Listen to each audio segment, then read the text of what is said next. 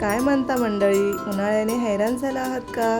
तर आज घेऊन आलो एकदम कूल आणि फ्रेश ताडगोळा ज्यूस। हा फक्त चवीलाच भारी नाही तर बॉडीला देतो लेवल कूलिंग पॉवर आणि हायड्रेशन बूस्ट, म्हणजे शरीर राहणार एकदम थंड आणि फ्रेश। हा ज्यूस आहे 100% नॅचरल, उन्हाळ्यासाठी बेस्ट उपाय। एकदा नक्की ट्राय करा आणि फक्त स्वतःच जाणवा। व्हिडिओ शेवटपर्यंत बघा आणि चॅनेलला सबस्क्राईब करायला विसरू नका।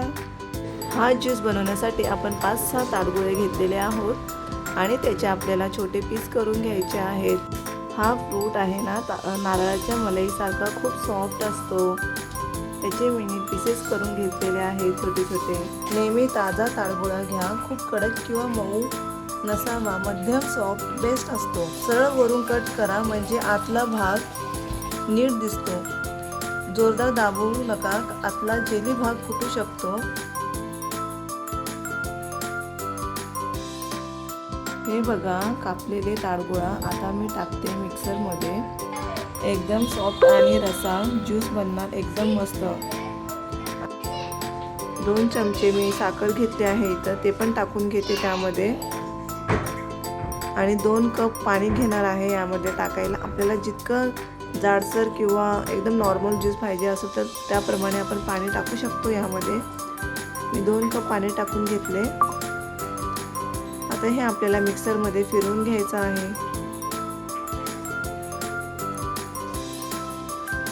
तर इथं आता तुम्ही बघू शकता मी मिक्सरमध्ये फिरवून घेतलेले आहे।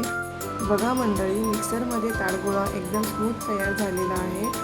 आता यात टाकते थोडी पुदिन्याची पानं, त्याच्यानंतर फ्रेश लिंबू रस टाकते, चव वाढवण्यासाठी चाट मसाला आणि थोडंसं मीठ टाकते। एक अर्धा स्पून मीठ टाकलेले आहे मी। त्यानंतर आईस क्यूब टाकायचे आहेत आपल्याला। आता हे सगळं पुन्हा मिक्सरमध्ये आपल्याला फिरवून घ्यायचं आहे। आता हे परफेक्ट ब्लेंड करून घेतले मी आणि मिक्स करून घेते सगळं आता मिश्रण। आता तयार करूया ग्लासला आधी लिंबू लावते। लिंबू लावल्यानंतर त्याला मीठ लावून छान असं डेकोरेट करून घ्यायचं आहे।